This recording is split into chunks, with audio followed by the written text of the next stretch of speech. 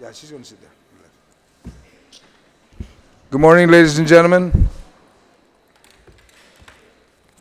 The Committee on General Government Operations, Appropriation, and Housing convenes this public hearing.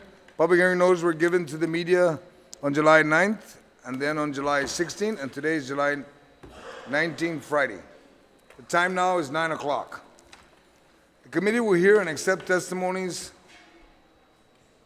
All the bills today is in support of providing funding from the Guam Visitors Bureau, which is the Tourist Attraction Fund, to support and promote tourism. The first bill, we will go in the sequence as it was announced. Okay? Our first bill is... Yes. The first bill would be specifically to provide $50,000 from the TAF for the operation of the Tourism Education Council. Is that correct? Right? And joining me today is, I know that a lot of you are all here today. I just want to make it very clear that supporting nonprofit organization is something that I do support, provided there's funding. Okay? So as long as you all understand that, provided there's funding. If there's funding, then all your industries are something worthy of supporting. So don't get the wrong message, no matter what. Keep your hopes up, and let's hope that there's money. And if there's funding, then it'll go your way. We will start with, like I mentioned, we have Bill 109. I'll just list all the bill numbers. We have Bill 109. We have Bill all the way to 122. Yes. And I'd like to acknowledge that I'm joined by the Speaker of the Guam Legislature, Speaker Senator Tina Muñoz Barnes. The general rules for the public hearing. Those testifying will be recognized in the order of the bills and on the sign-up sheet. Written testimony may be read. Lengthy written testimony should be summarized to about 5 minutes. Written testimony shall be submitted to the committee. Please provide our legislative staff with your written testimony for photocopying. Testimony shall be confined to the substance. So stick with your bill, and we'll move along quite smoothly. Persons will be allowed to present oral testimony once. Once you're done, you may be asked to remain in the room for questions or for additional testimony, as may be desired by the members of the panel. Proper form and decorum will be practiced by all present in the public hearing room. For these proceedings, individuals who fail to maintain proper form and decorum may be restricted from providing oral testimony or may be asked to leave or be escorted and removed from the room. Fair warning, if proper form and decorum is not provided, you will be escorted out. When you speak, please make sure that the microphone is on and that you speak into the microphone. Please state your name for the record. We will now begin to hear testimonies on Bill 108-35. It is now 9:04, and I'll ask the speaker, the author of the bill, to provide her opening testimony. Ma'am. Mr. Chair, for giving me an opportunity to speak on all these bills. Manana Sizus to all of you here this morning. Bill number 108-35 COR to Bill number 122-35 COR are all similar. These 15 bills will appropriate money to various nonprofit organizations that not only preserve and protect our culture and who we are as island people.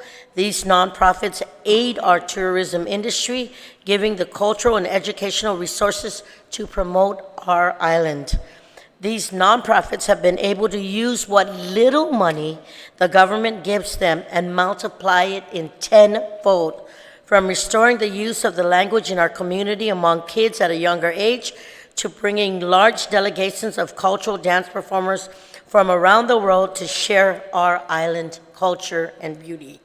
I know our fiscal restraints have led us to consider what is a priority to fund and what must be cut.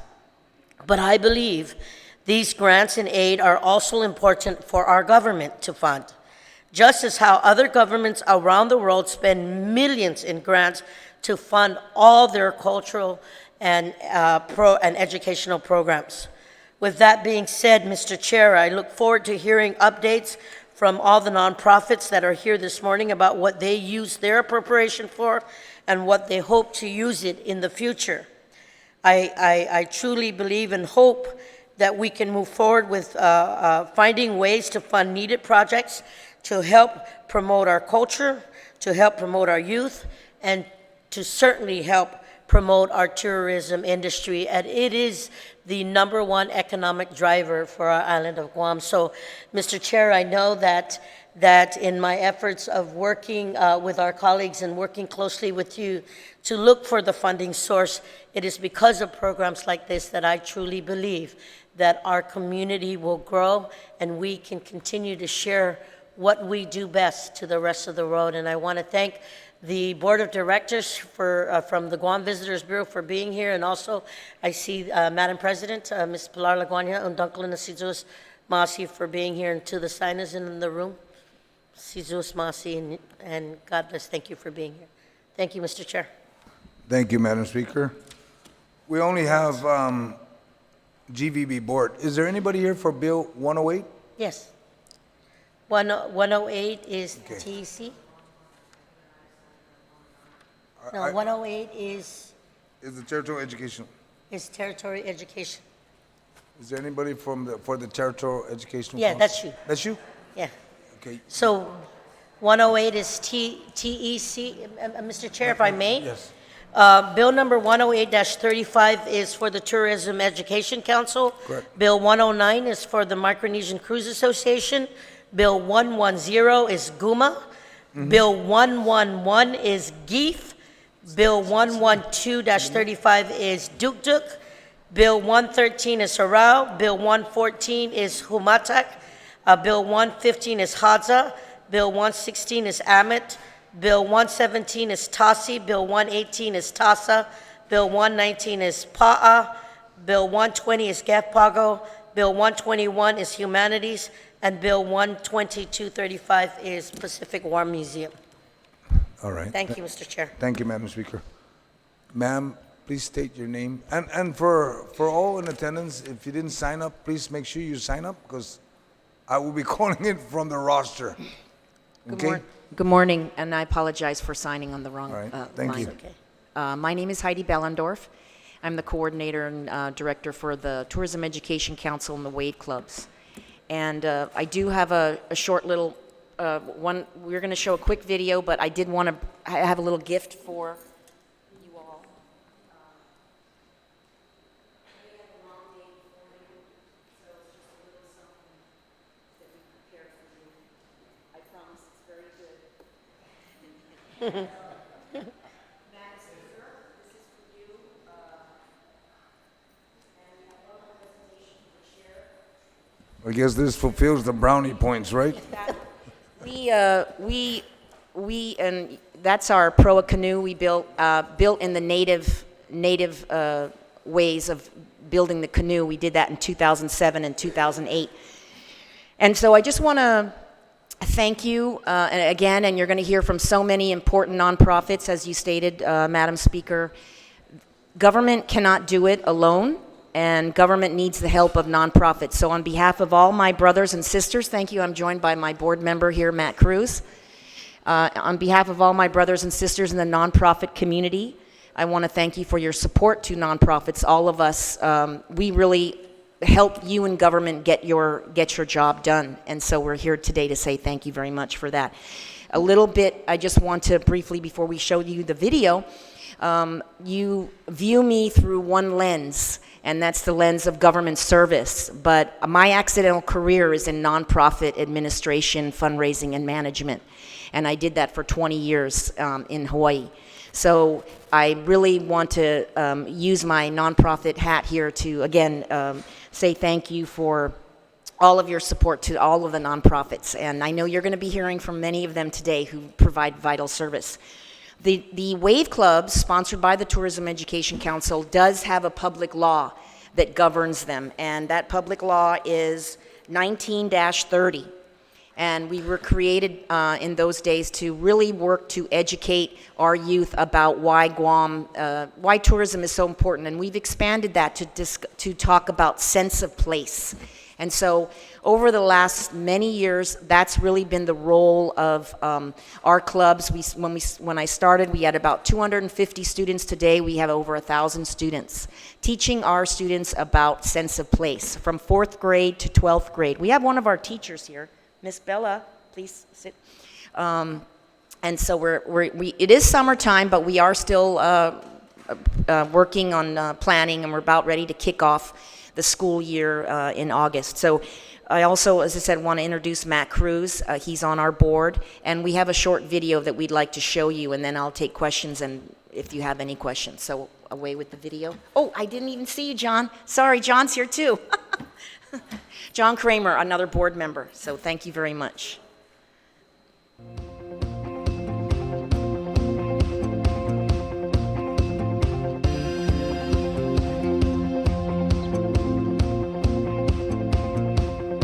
Wave Club can inspire you to be even better than before of what you've been like in the past, to be someone better in the future. If you're aiming for your goal and like people always push you down, you just keep on going no matter what.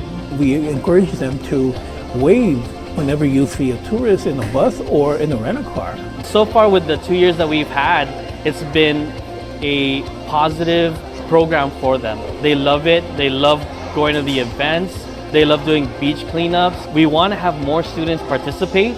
Even just a small program like this, even if we have 30 students, it's making a positive impact, because for the students that are not in Wave Club and they see the photographs and the pictures that we have on social media, the faces that they have, the smiles and the enjoyment, they want to participate, they want to join. Hi guys! We're from Interon Middle, and we're here to talk about what makes the South unique.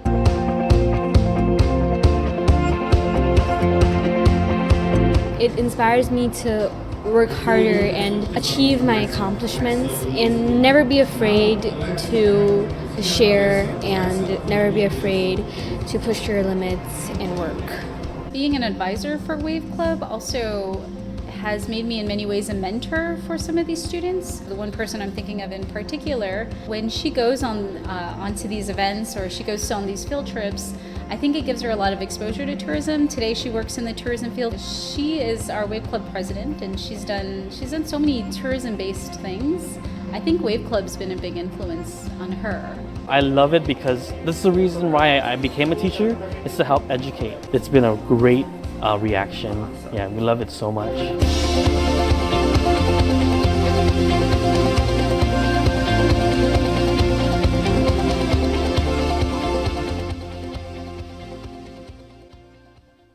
What we attempt to do is teach our students about what makes Guam a unique destination. And it's our people, it's our history. We're coming up on the 75th anniversary. It's our language, it's our culture, of course, and our food. So all throughout the year, those are the kinds of messages we hit home to our students in the various projects and programs that they participate. And we partner with many of other nonprofits, because we are one of the smaller ones represented here today. And so we work very closely with other nonprofits in the community to get that job done. So did you want to hear from the board members at all, or did you want to? You have to introduce yourself. Hi, I'm John Kramer. I'm a board member for the WAVE TEC, Tourism Education Council. I was also been on Guam since 1991 here in Saipan, worked for PIC, and I was involved in the clubs over in the CNMI as well.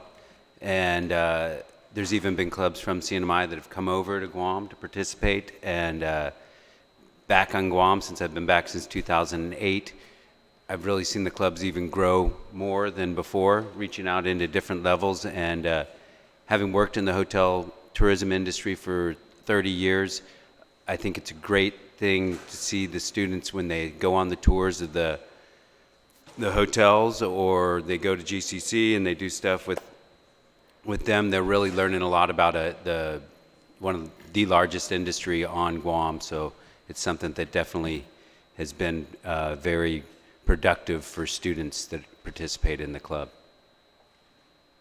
Like to see it continue.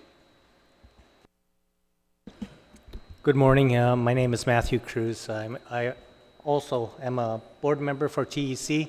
I just wanted to make sure that we communicate to this body and to the rest of the island the importance of our mission, the importance of instilling self and place to the youth of the island, and to ensure that they perpetuate the industry of tourism coupled with the sense of self and place. And I look forward and I hope that we will see continued support by this body and by the island. Thank you. Thank you. Thank you all. But you know, like I said earlier, I'm in support of all the nonprofit. Every bill here today, I'm in support. But like I said earlier, if there's funding, then that's the easy part. If there's no funding, you know, don't be addressing the speaker and myself and saying, you didn't provide us any help. Can't give you what we don't have. And I'll ask now, GV, unless the speaker has any question for, because I'm familiar with all your nonprofit. Speaker? If I may, thank you, Mr. Chair. I just want to note for the record, I heard you, Ms. Ballendorf, speak about the number of students that you have in the council, a part of the Education Council today. When it was first initiated back in the 19th Guam legislature, you said there was probably only a couple of hundred students that were involved. And the number today has risen to how much? Yes, Madam Speaker. When we started 10 years ago, really kind of a reinvigorated Wave Club, we had 250 students. Actually, I would say almost 13 years ago. And today we have over 1,000 students. And we start from the 4th grade to the 12th grade. And of course, as it goes, the more funding we can get, the more students we can add. Because of course, to sustain so many students and so many teachers, that's another factor. We don't exclude, we really try to include everyone. So we have 65 teachers in our group as well. And they come to all of our programs. You know, our school number active is about 21 schools, and we, of course, are going after more this year. We always encourage to add more schools and more teachers. And you heard testimony in the video. You hopefully have a copy. You can look at it at your leisure again. I like to hear from the teachers themselves, not just us up here. And so the teachers, I think, will tell you that a lot of our students, if I may, and this is a testimony from teachers, have told us that Wave Club is so important because many of our students don't have the opportunity to be in sports. They don't have the opportunity to be in other clubs for whatever reason. It could be economics. It could be the parents are busy with 2 jobs and don't have the time.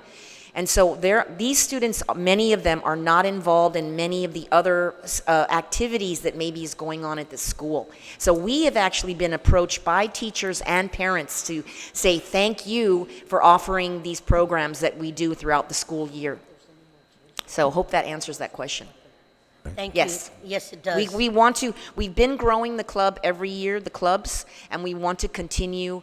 And of course, it does take funding to sustain it at to get 10,000 students would be my dream. Our dream would take more money. Thank you. Thank you, Ms. Ballendorf. Thank you. All right, thank you. Now I'll ask the GVB. Thank you very much. Thank you very much. I'll ask the GBV folks to please join us. And I honestly believe that the statement that the GVB folks will be stating this morning will cover everyone, the impact of everybody.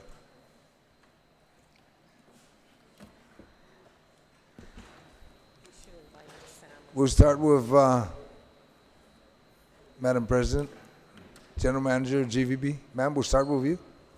Okay? Go ahead. Sammy, make sure the red light is on. Yes. Thank you. Buenas, everyone. Good morning and half a day, and happy liberation to everyone today. My name is Pilar Laguana, President and CEO of Guam Visitors Bureau. Thank you for having us here this morning. With me, I have some of our executive board members that is helping us with our testimony. I'm here to present on behalf of the board of directors our official stand on all the bills presented, Bill 101 through 122-35. I have with me to my left our Treasurer of the Board of Directors, Mr. Sam Shinahara, and my Vice Chairman of the Board, Mr. Milton Morinaga.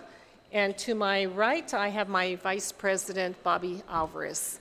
And we'll start our testimony with our Board Treasurer, and then I will officially present our Board written testimony for the legislature. Thank you. Hafa good morning, Senators. Thank you for the time today. I appreciate it greatly. You know, as I was walking in the room, I couldn't help but notice that there are so many friends and family in the room, and all representatives of some great organizations, many of which GVB helps to support today through our grant program. And I think to Senator San Augustin's point, I think all the entities here, all the nonprofit organizations do a fantastic job promoting the industry, educating the young, and promoting the culture and the sustainability of our heritage here on the island. And so I think everyone who is here today to request the legislators' support for resources, I think it's a great thing, and I hope we find a way to help them. I'm here to talk about GVB's situation and our particular challenges from a funding perspective. Since I've been on the board, and I've been on the board since 2015, this is my 5th year on the board. Each time GVB has come to the table in the budget process, unfortunately, we have not been able to secure the initial budget request. And there's always, you know, I mean, there's a budget process and there's a reconciliation process. And unfortunately, GVB's not been able to get 100% of the resources requested for a variety of reasons, not the least of which is that there are many competing needs across the island. And last year, you know, I mean, if we could focus on last year, I believe our budget request walking into the door with the legislature was about $26 million. And that budget request was contemplating the challenges that we were seeing in some of our struggling markets and a pretty significant request from a capital improvement perspective. And unfortunately, we weren't able to get that. What we ended up with was a $22 million budget. And we worked with that and dug internally and worked with the legislature and BBMR to utilize carry forward funds to help sustain our need. And as you know, 18 months ago, we were challenged with the North Korean crisis, and it basically shut the spigot off of all of the Japan travel inbound to Guam, which was very significant for our destination because Japan at that time was our #1 source market. And so we dipped quite a bit. I'm happy to say that we worked hard. We got additional resources from a variety of different places, and we were able to promote the destination and do a handful of things. But our challenge is, and as we have these preliminary budget discussions, I think there's a significant gap from what we need, from what we feel like we need to be successful. #1, not only promoting and marketing the destination, which is GVB's biggest mission, but also taking care of the destination and investing in it. As we started the year before Golden Week, before the influx of the biggest holiday in Japan, there was a lot of conversation and a lot of news stories about public restrooms and different facilities not being well maintained. And, you know, resource constraints or whatnot, you know, and those are under mandates of a variety of different entities, but GVB came to the table and put procedures in place to immediately satisfy the requirements to ensure that restrooms were, #1, put back into working condition, and we facilitated cleaning up and getting, you know, working faucets and toilets in all of the public restrooms along Tumon Bay, and if I'm not mistaken, a handful of the other parks throughout the island. In addition, we have expended additional resources across the island to increase our visitor safety. As you may be well aware, we have visitor safety officers patrolling up and down Tumon, and for a very long period of time, we were expanding that footprint to include the Hagatya area, just because there have been a lot of reported issues of incidents, and so we had a bigger bigger visitor safety officer presence in those particular areas, and we continue to patrol the island as best we can to make sure that the island is a safe place for our visitors and the people who live here as well. But all of these things take money and resources. And the thing that strikes me the most is every time we have to call back the GVB budget, our challenge is, the easiest thing for us to cut is any capital improvement projects. And for too long, we continue to talk about the challenges across the island, not the least of which is grass cutting. But one of the major things is the flood mitigation challenges in Tumon Bay. And we've not come to a final solution that's acceptable to all of the community and stakeholder partners. But the harsh reality is we just don't have any money to fund the right fix for that. And we floated the idea of a hot bond and refinancing the hotel occupancy taxes. And that, unfortunately, has been stagnant for some time, and we've not been able to progress. But there are significant capital improvement needs across Tumon Bay. What we see from our visitors in our exit surveys is that many of our visitors are repeat visitors. And the comments they tell us is, hey, been there, done that, and by the way, the destination is getting very tired. And so, from a GVB perspective, we feel like there's a significant opportunity, but beyond it being an opportunity, there's a need for us. If we want to protect the integrity of Guam's #1 industry, we need to invest in the destination. And that's not something that we have done a good job at. And I understand there have been a million reasons as to why we've not been able to invest in the CIP, but today, at this time, we are paying for the sins of the past, and we really need to beef up our infrastructure.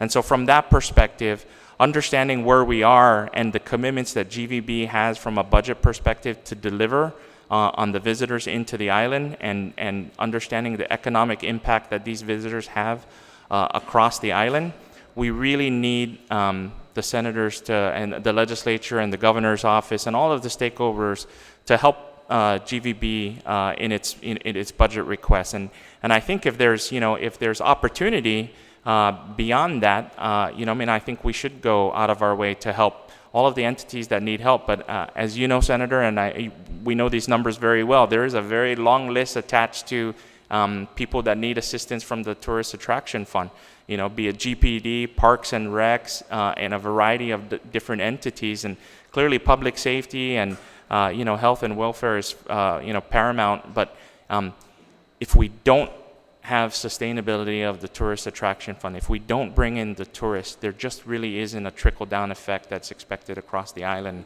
And I promised, on the GVB side, we'll work hard, to deliver on the promises that we make. But we're very constrained at this juncture, and are very nervous at the conversations we're having at the budget level, because I know there are many competing priorities, and that's the situation we're in today. Sorry.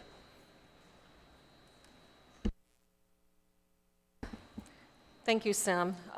I would like to now present the GVB Board official testimony, if I may. Hafaday Senator San Agustin and members of the 35th Guam Legislature. I want to thank you for the opportunity to provide testimony for all 15 of these bills that require making an appropriation out of the Tourist Attraction Fund to the Guam Visitors Bureau for the operations of the Tourism Education Council, the Micronesia Cruise Association, Guam Unique Merchandise and Art, Guam International Film Festival, Duk Duk Goose Inc., Harao Academy, Chamorro Language Immersion Preschool Program, Hamatak Foundation, Hadza Cultural Preservation Foundation, Amut Tatatano Farm, the traditions about seafaring islands, tradition affirming our seafaring ancestry, Pa'atatatano, Gevpago Cultural Arts Program and Humanities Guahan, and the Pacific War Museum Foundation. The Guam Visitors Bureau is a public, non-stock, nonprofit membership corporation that represents the island's tourism industry. Our mission is to efficiently and effectively promote and develop Guam as a safe and satisfying destination for visitors and to derive maximum benefits for the people of Guam. With 1.5 million visitors welcome annually to our home, we take great pride in making the island a better place to live, work, and visit. Fiscal year 2019 has been tracking to a big year for GVB. We've been recording over 1.5 million visitors since fiscal year 2016, but this year we're looking at to break over 1.6 million visitors. We continue to organize and sponsor a number of signature events to include the Shop Guam E-Festival, New Year's Eve fireworks, Guam Cocoa Kids Event Fest, United Guam Marathon, the Guam Micronesian Island Fair, and the Guam Barbecue Block Party. With our new board of directors and management in place, we are preparing to revise our Tourism 2020 strategic plan in favor of a Tourism 2025 plan to guide our tourism industry through the next 5 years. Our second year of the #InstaGuam campaign has reached millions of people to showcase Guam as an instant vacation destination to our source visitor markets, while encouraging people to share their experiences of the island on social media. Back in 2011, the Tourist Attraction Fund was at $22 million. It has grown significantly over the last several years as a result of the hard work happening in our #1 industry. We thank Governor Lulian Guerrero, Lieutenant Governor Josh Tenorio, and their administration.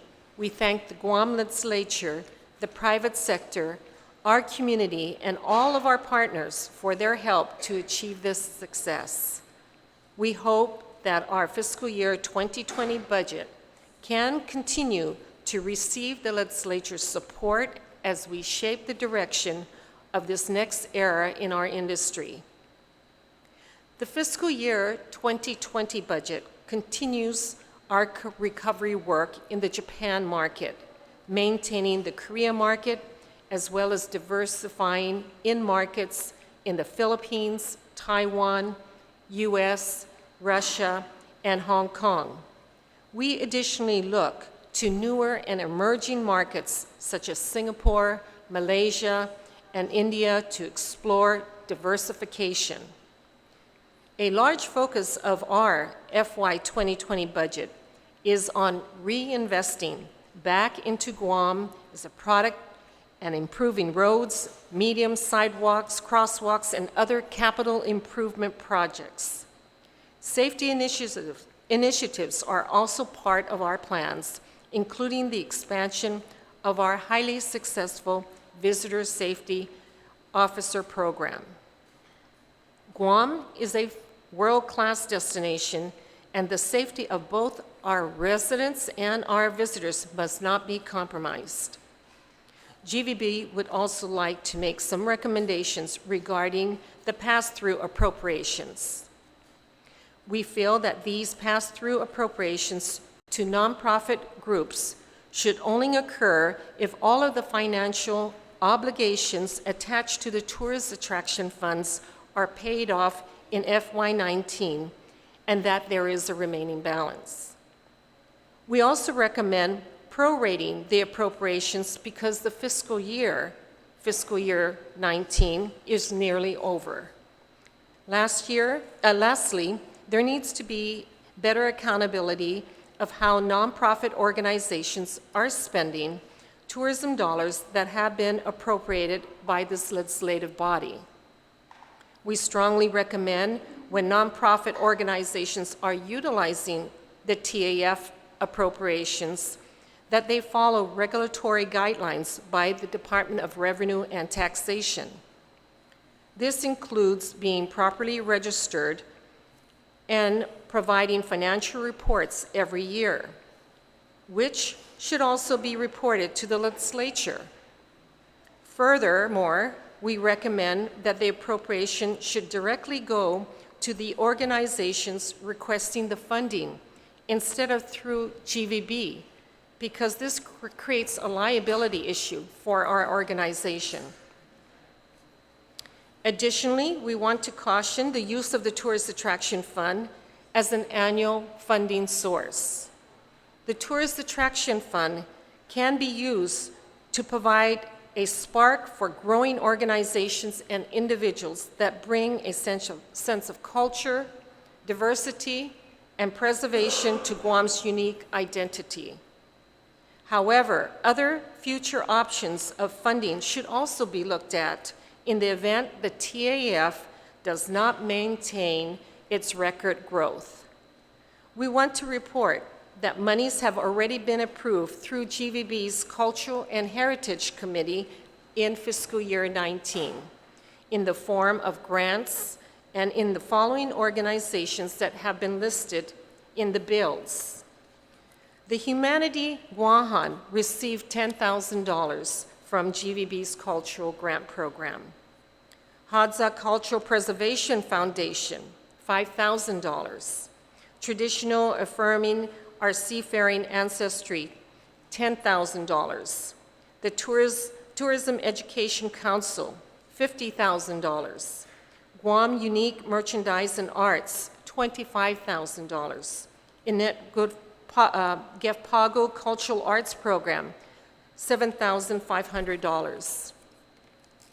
In addition, we also want to note that Pa'atatatano is no longer active as a nonprofit organization. However, cultural practitioners under the leadership of Master of Chamorro Dance, Frank Ribon, continue to thrive in dance and chants in the cultural organization Pipit.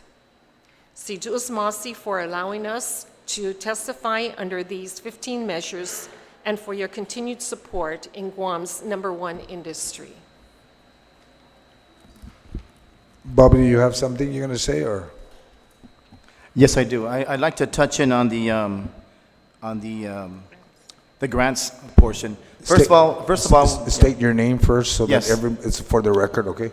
I'm Bobby Alvarez. I'm the Vice President of the Guam Visitors Bureau, and thank you for having me this morning. First of all, I want to say thank you to all these organizations that are here. Our culture is alive and well, and I want to give y'all a big hand for that. You know, it's because of your interest in preserving our culture, you know, we are thriving. We are making much more headway than we did 10, 15 years ago in terms of culture and preserving our language. What I'm here to say is GVB has always supported nonprofit organizations. We have a very rich history, and I have documents that show that, that we've always supported nonprofit organizations.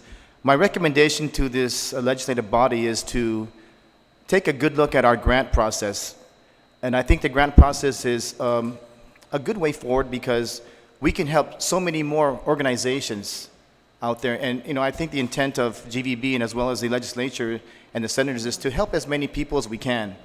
And so with the grant process, I believe it's a very good way forward because not only we can get more people involved, more organizations involved, it can also along the way teach them how to become self-sustaining through fundraising projects for them to grow. Grants and pass-throughs are supposed to be used as an incubator program so we can get them off the ground and get them to grow. And we all know nonprofit organizations are all involved in writing their own grants, going out and fundraising so to help them grow even better. We support all of them, and I think that with the nonprofit organizations going through a grant process, it'll have a very good reporting criteria, and we can understand the movement of these organizations. Furthermore, it's very important that the accountability of these programs are in place and the grants process really can bring that forward to show everyone is compliant with their licenses, everyone's moving forward, they're growing, because we want to see them grow and move forward and get bigger as they grow. Like Heidi Ballendorf, for example, a very good role model with the TEC and with the Wave Club, and that thing didn't just grow overnight. You know, it kind of took on and it just exploded, and that's what we want to see all these other nonprofits do along the way.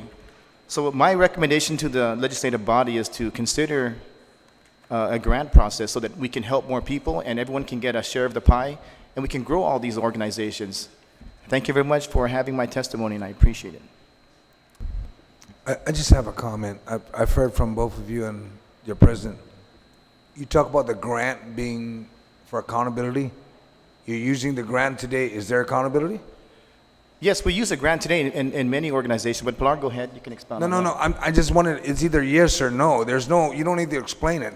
Yeah. You said you have the grant program. Yes, we do. There's accountability. Is Yes. there accountability today with the funding that you gave out? Yes, there is. Okay, and that's all I need to know. Milton, were you going to say anything or? No? Okay, then go ahead, Mr. Shinara. You Sorry, want to comment? I know I took up a lot of time already, but I mean, if I could just a couple of things. Number one, on our project list, easily we have over $30 million in CIP projects that we would like to find a way to push forward with.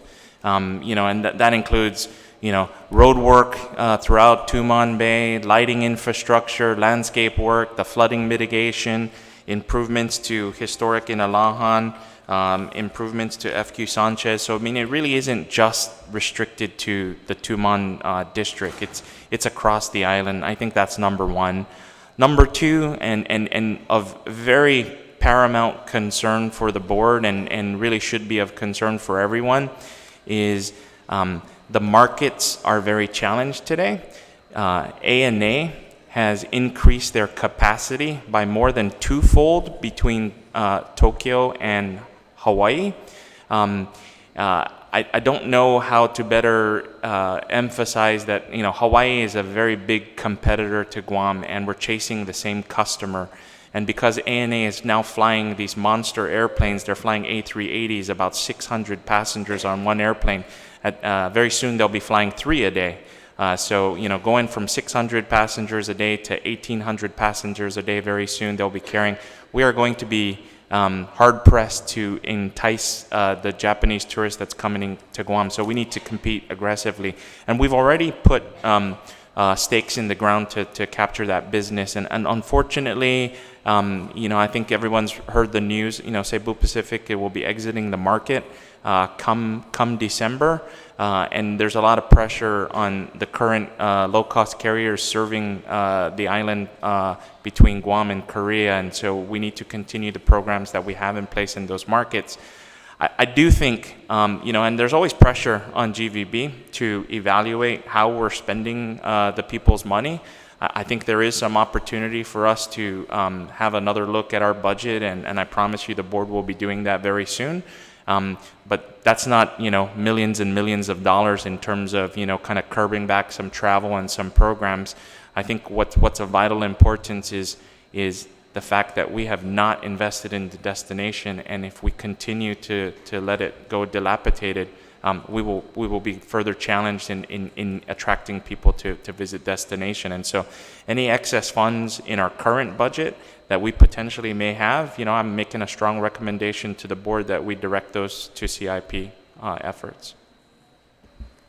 Okay. Nothing negative for GVB, but charity begins at home, and this is home. Okay, so when we talk about anything promoting, if we don't promote on our own island, we're not going to be able to promote outside. Okay, so I just wanted to make sure. Like I said, nothing against GVB. Madam Speaker, do you have any questions you wanted to ask?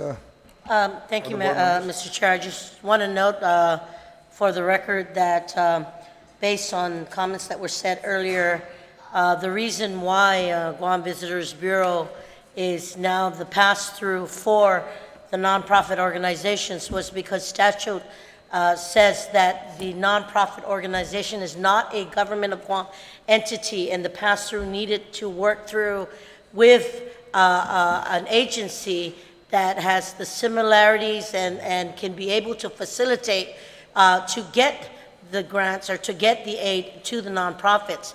In the past, and we continue to do a couple of them, is we've had the pass-throughs grow through the Department of Administration, to the University of Guam, through the college and all that.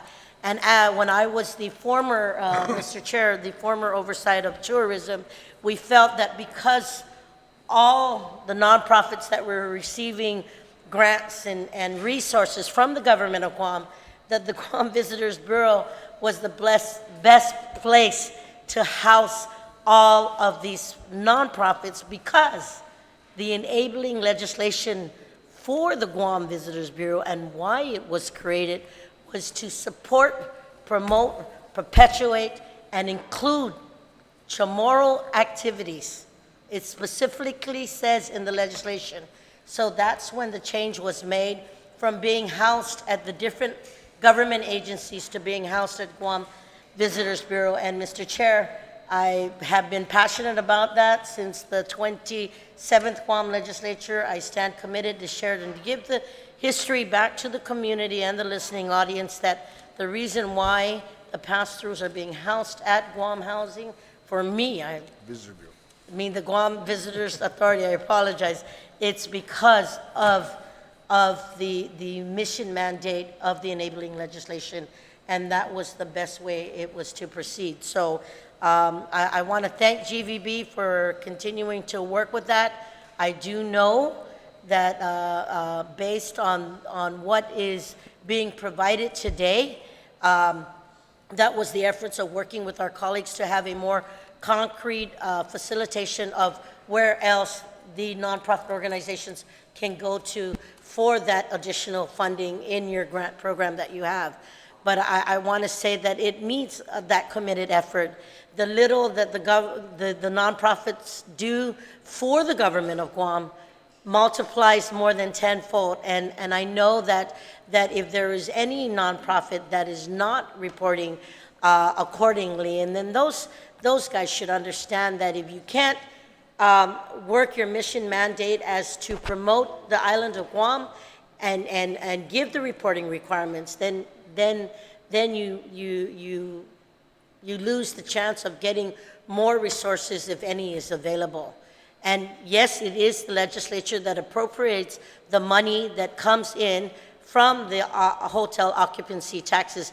Again, a part of history or a part of knowledge, so that those that are new in the industry understand how it gets facilitated through. But it is in the enabling legislation, as is separate legislations were done in the past to bring a lot of these nonprofit organizations to where it is today. So thank you, Mr. Chair. Thank you, Madam Speaker. I'd like to also recognize my colleagues that have joined us, Senator Lee. And ma'am, do you have any questions?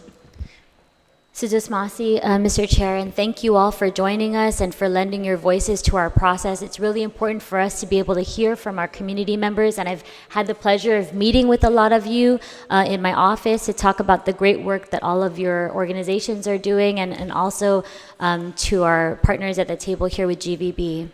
I was listening to the discussion on my way here, and I think we can all agree that the situation that we find ourselves in today is unfair, and it's also unsustainable. It's unfair to our nonprofit organizations who are doing some really incredible, very critical work on the ground in our community that's so necessary, but it's also unfair to the Visitors Bureau, who is working to really, as they say, make Guam the best place to live, work, and visit. And so here we are at this juncture, and we're trying to figure out what the best way forward would be. And so I guess my question would be to Pilar and to the board. What are your thoughts about a potential compromise? What if if the appropriations chair and the body figured out a way to provide a percentage in the budget to fund all of these nonprofit organizations, let's say 25% or 50%, something that we could work out, and then the remainder could potentially be funded through a grant process, as you were describing, Bobby.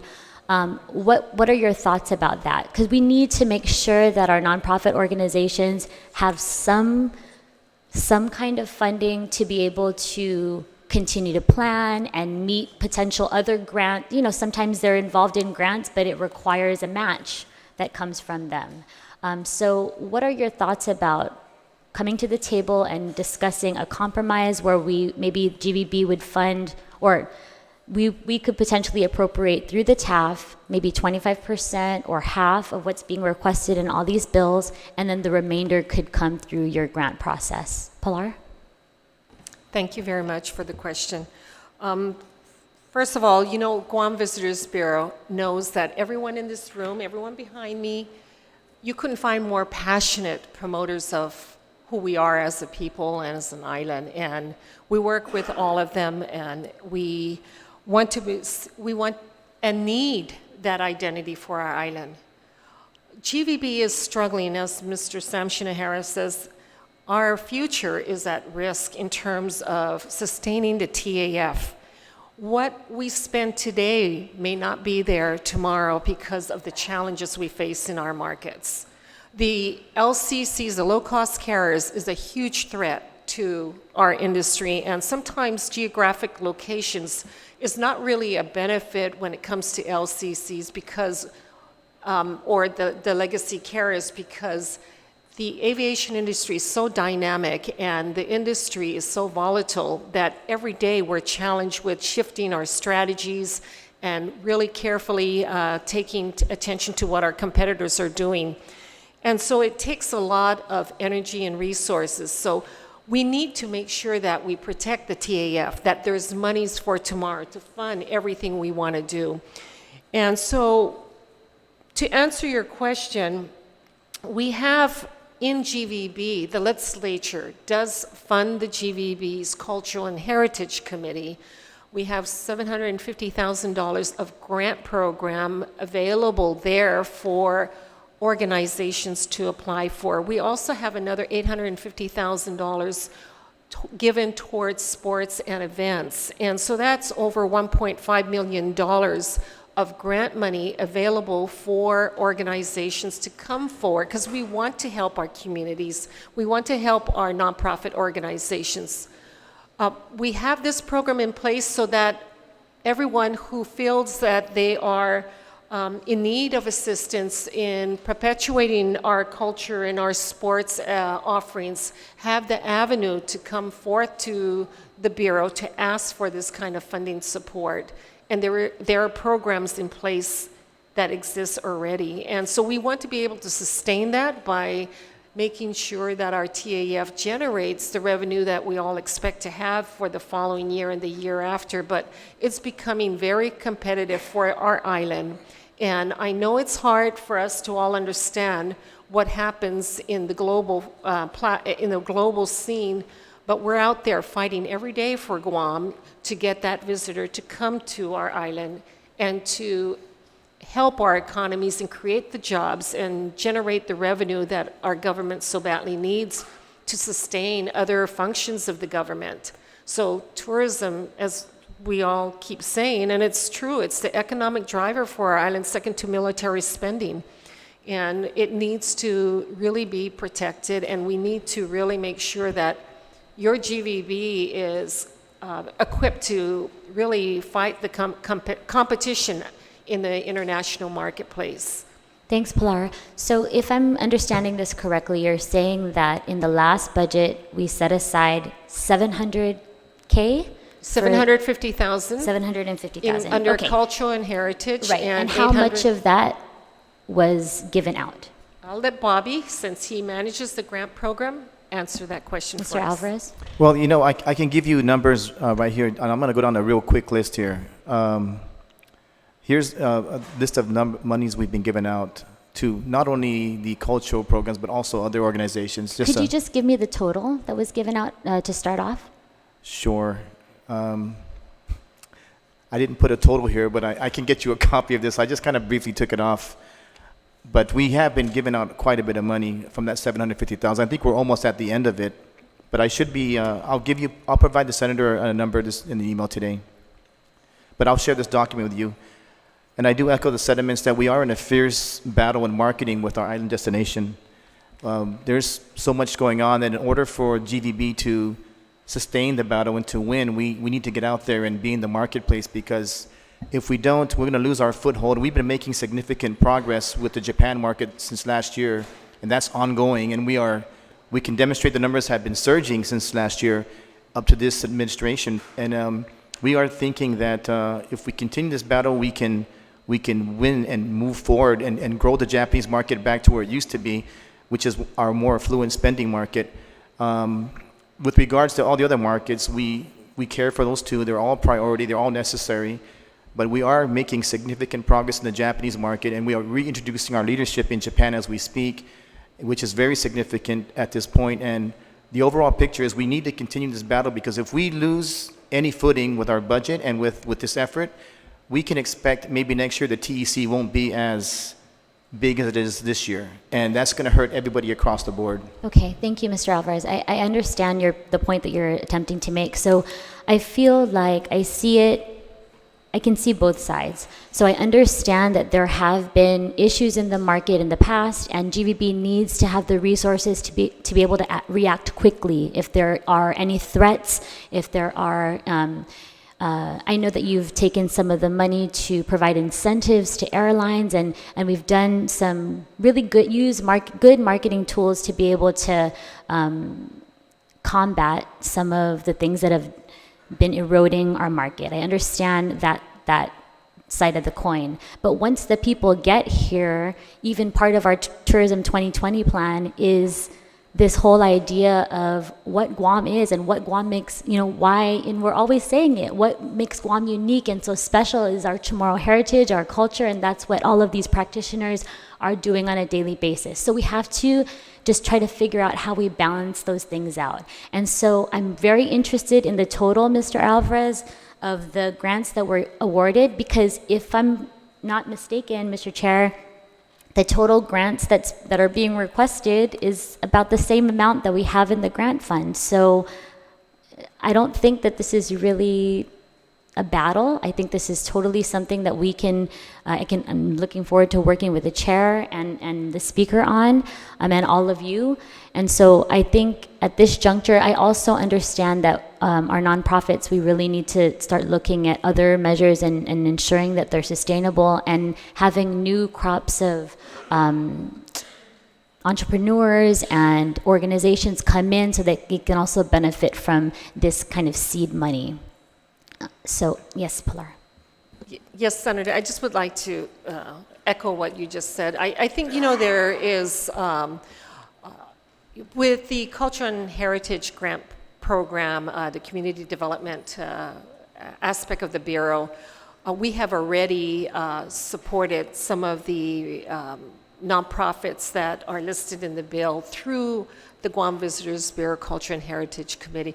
I would like to invite the other organizations to come forward and come into the Bureau and apply for the grants, because I don't believe that our Culture and Heritage Committee has ever rejected any one of the organizations that have been mentioned. Pilar, that being said, what's the turnaround time? So an average turnaround time, let's say an organization comes into GVB, they go through their grant process, let's say they apply on January 1st. What would be the average timeline for them to be able to receive some sort of support? If they came in and submitted the paperwork, the application, I think within a month's time, the committee would have had a chance to, because they have scheduled committee meetings, and so they can submit their grant application, and the committee reviews that process. Because we do have a procedure in place at the Guam Visitors Bureau, and that's because the legislature gave us funding to care for and to make sure that those fundings are deriving the best KPIs, the best deliverables as possible, and that we're accountable for those funds once we release them. And so there is an application process, and the committee reviews that, I'd say about within a month. But all these organizations here today know their mission, they know their mandate, and I think that applying early for their grants is the best thing to recommend because they all have their great programs, and GVB is familiar with these organizations, and so I don't think it's a huge learning process for the Visitors Bureau and the Cultural and Heritage Committee to entertain the applications that they would submit, but we already have entertained some of them today. Thank you, Senator. Bobby, just to let you know, we got a copy of your listing. And Yes, and I'm going to submit more detailed copies with to Not a identify problem. the monies to you, to Mr. Joe you at can your submit office. it. I have it officially. If you have 750,000, Yeah, but gosh, I'm not even a math whiz, but I'm going to tell you right now, I don't even see 200, 300,000 there. But okay, thank you. Thank you for the information. Now we'll proceed to Bill 109. Ma'am, thank you. Thank you, Board. Bill, anybody on Bill 109, we're just dealing with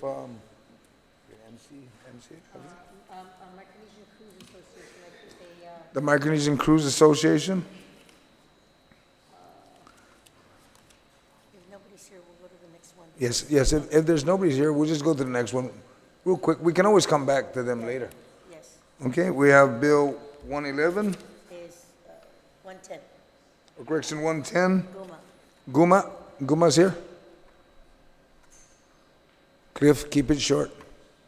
I know what you guys do. I know you're tall, but keep it short. Okay, because I know everybody wants to speak. And I know that there's on one list, I think there are 20 of you. Try to keep it at 2 or 3. We all understand, and I do support all your nonprofit folks, okay? And like I mentioned earlier, they gave me a listing. They didn't spend all 750. So I'm gonna ask, where's that money then, so we can share it out to everybody else, okay? Cliff, oh, 1 minute.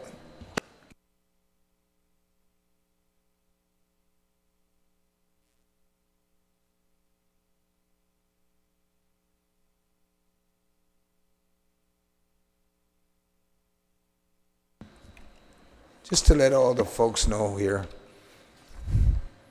some of my colleagues are quick on adding. There's not even up to 200,000 spent. So I'm going to be asking you a very serious question. If you got 750 in the pot somewhere, we're going to patinsume it with everybody, okay? We're going to see how we can work this. It's just not right. If I'm looking at the list here and I don't see any of you here.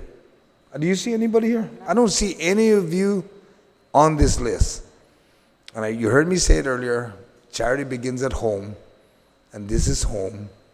So I like to see it go out the way that needs to go out. Okay, so Cliff, we'll start with you. Buenas and good morning, Madam Speaker, Mr. Chairman, Senator Lee. My name is Clifford Guzman. I am with the Guam Unique Merchandise and Arts, one of the founders. With me today is Matt.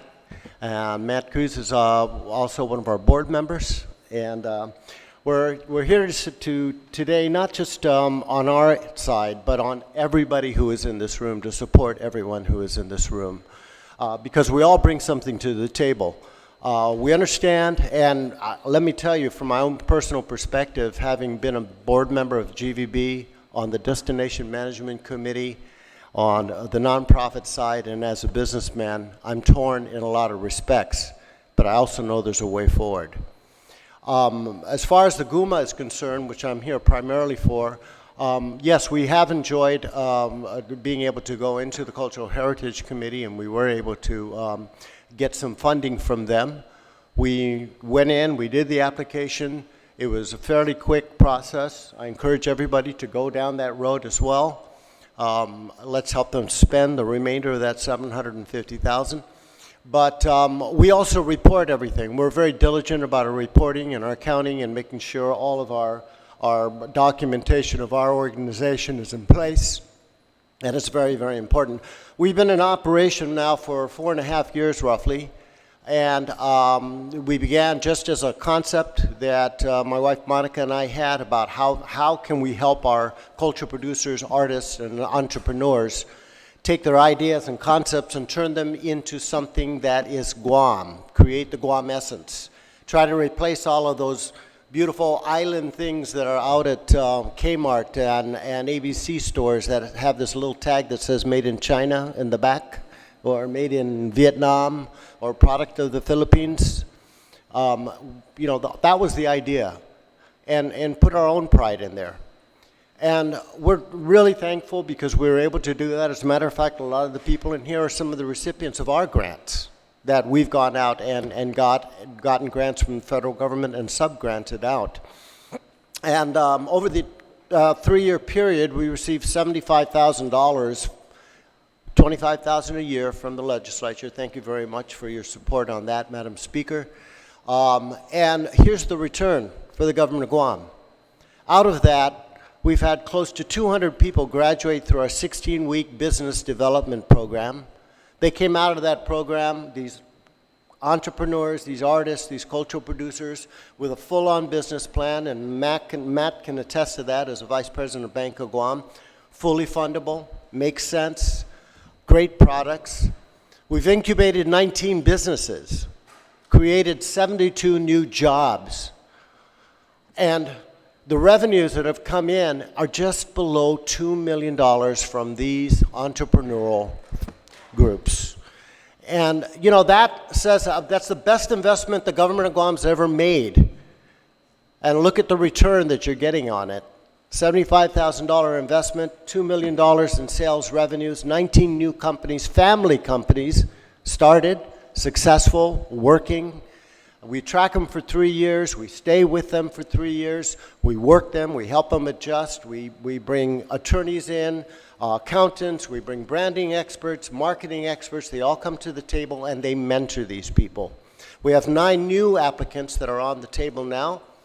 We just graduated 42 out of our entrepreneurial training program. And out of the entrepreneurial training program, out of the 178 that went through it already, I believe there was 19 additional companies that were just there because they wanted to improve their current company.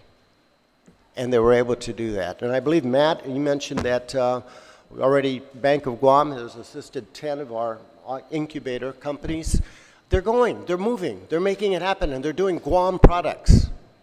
They're all Guam-centric. That's the requirement. They have to be Guam-centric products, and they have to employ a minimum of 2 people, local people. It's all indigenous, minimum of 2 people, and they have to continue on, and we get to track them for 3 years. We give them supplies, we give them equipment, we give them materials, and they don't have to pay for anything once they pass muster on the application, the grant program. And after the end of a certain period of time, we just gift all that equipment to them. So it stays in our books for a little while, and then it gets gifted back just to the recipients. Out of the 19 that we have, we've opened up 5 storefront companies, from bakery, Gourmet Guam, to Bonita Baby, to you name it, they're out there. And so we're really, really pleased with the success. But the success has been because they have the essence of Guam, and that's what they want to do. That's their vision, and we're just there to help their vision. But the important thing about that is that they are creating the essence of Guam that GVB was talking about. And this is kind of where I get a little conflicted, because as a former GVB member and Destination Management Committee person, I understand what GVB is going through. I understand the challenges they have.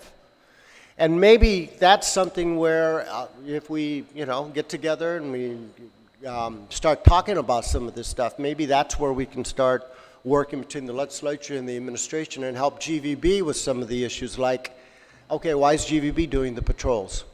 Why isn't GPD doing the patrols? That would take some of that cost out. Why aren't the parks being taken care of by Parks and Recreation? What can we do to make that happen? Maybe that's where we need to put the requirements for grant money, for budget money, that you've got to come back and show us where the money's going. and start reducing some of those costs there so GVB can get back to their mission statement of supporting local, the essence of Guam and making Guam what it is. They want to go and spend money on all these, and bringing in these airlines and bringing in these people, putting doggans on seats in the airplanes. That's a great thing, and that's what we all want, right? But then once they get here, if we don't have the essence of Guam, they're going to turn around and not come back again. We also want repeat visitors. We want them to bring their children and their grandchildren. And that's kind of where we were headed at one time.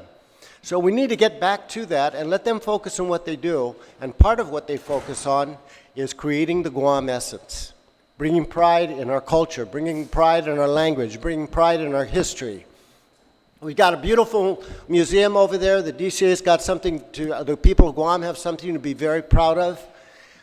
But, it's challenging. It's challenging to bring in the tourists. Everybody says, oh, just have the tourists come in and pay all the money so we can, so we don't have to charge our own people for it. We wish we could do that. But we need some work. We need some help, right? And a lot of the products of these people who work hard are either shown on the videos in the Guam Museum, are on display in the Guam Museum, or in the retail center in the Guam Museum. And we want to do more. And there's so much more that can be done. But we do need to come together. We do need to work with GVB. We do need to work and help GVB focus on what they do by making the other agencies focus on what they're supposed to do. The roads, the lights down there, the safety, all of that stuff. If we support that, that'll free up some funds that can continue the good work that all of these people are doing here. And, we're all proud of what we do. We wouldn't be doing it if we weren't. And certainly we're proud. I know that our entire board is very proud to be able to put all of our business sense and everything else and help others become self-sufficient. And so, to that end, again, I applaud the work that you all have done. You should be very happy and pat yourselves on the back for the best investment in Guam that the legislature's ever made, as far as I'm concerned. And so, and I think that's a testament. That says a lot about the will of our people to get out there and do something with themselves. I don't want to hear anything about this. Oh, these they don't want to do this. They don't want to work. And they just need to be given the opportunity. You'd be amazed at some of the ideas that come our way. So please support everybody who's in here because they all bring something to the table. That one thing they bring to the table is Guam's essence, the essence of Guam. Without the essence of Guam, we wouldn't have tourism. Without the essence of Guam, we wouldn't be sitting here in this place, this beautiful place today, because it had to get paid somehow. And we wouldn't have all the benefits we have. But now we have a renaissance moving. We need to continue that renaissance and create our own identity that we own, we love, and we can proudly stand behind. That's the tomorrow identity. Thank you, Cliff. You should just be the spokesman for all of them, and then we'll be good. Hey, I love Nihi and Duk Duk and everybody else here. We're all going to sail together with Tasi, and it's going to be a beautiful thing. Thank you, Cliff. I just wanted to quickly add that when we say gifted, it's not really a gift. The participants in this program really work hard. They do. From a bank standpoint, we look for skin in the game when people are doing business. And these individuals that participate in the program give their actual time, weekend time, family time, to come out and learn and go through the classes and training. And by the time they're out of our program, they have invested, if you can quantify or put an amount to the amount of time that they have dedicated to what they believe in and the purpose of their businesses, it's quite a lot, and it's not a gift. They've certainly worked hard and put in the hours to get what little we have to give them. I just ask that we be given more so that we can enable them to grow their businesses and develop their products and their offerings. Thank you. Okay. Senator Lee, you have... Thank you very much, Cliff and Matt Sidusmasi, for joining us. Quick question for you. So, Pilar and GVB were talking about their cultural and heritage sponsorship grants. Has GUMA ever applied for one of those? Yes, we have. And, Okay. and we did get a $25,000 grant from them. Last year. And yes. Yeah, it's not included in their it's last year, listing. yeah. And the report and the, but that was, and we did all the reporting, Was that everything. FY18? FY18, yeah. 18, okay. And so, but again, the process is there. But I for think- 19, did you apply? No. Okay. But the process is there. I think the focus just needs to be refocused. And that's part of GVB's mandate as well, but it's also in their 2020 vision plan, and they're going to be working on the new Okay. plan, 5 years going. And so it just needs to be refocused. I mean, with all due respect, you know, it's like anything else. When you have a budget and you're working on it, you have this for this, this for this, this for this. You always have to have contingencies in every line item as well. And sometimes those contingencies kind of get refocused during the budget year, as you know. And Cliff, I will say, I think you bring an interesting experience to the table, because you can really see it from both sides, working within the subcommittees at GVB as a board member, and then also on the nonprofit side. And so I think that's something that we all just need to continue to understand, that we're all working towards the same goal. It's just how we get that across. And in terms of your FY18 grant, when you applied, how long did it take for GVB to get the money to you? And was the $25,000 like a one-time check, or did they do it quarterly? How was the payment dispersed? As I recall, there were 2 increments, if I'm not mistaken. I'd have to verify that. But you know, the process was relatively easy. It wasn't very difficult. The reporting was not that difficult either. I think it just needs to be probably worked a little bit, you know. But I think it needs to be probably focused on where it could, because it could be partly from that fund, it could be partly from other funds. But when you look into the line items of the budgets, as with anything else, you're going to build in your contingencies for unknown factors. And I kind of see where Pilar was going when she was saying that let's see what's left at the end of the fiscal year. That's great. But in the meantime, nonprofits could have died on the vine. You know, so at some point you have to make a commitment that this is kind of where we're going. It could be subject to a certain extent to, you know, funding, like anything else. Everything's subject to funding. But nonprofits particularly can't live like that. They have no other source of income, a lot of these places. And people like GIF, the Guam International Film Festival, are not going to be able to do that because they have commitments they have to make.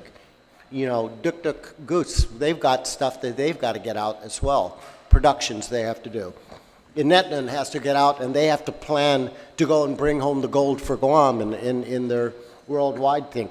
You know, the TASI has to plan their voyages, and those aren't simple. So all of this all feeds in, and you do need a solid funding source, at least a solid commitment, so they can go out and work with their vendors and everything else.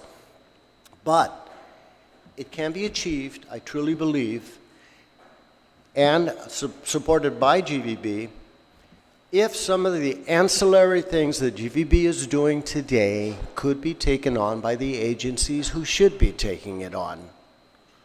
We've got a Koban down in the middle of Tuman.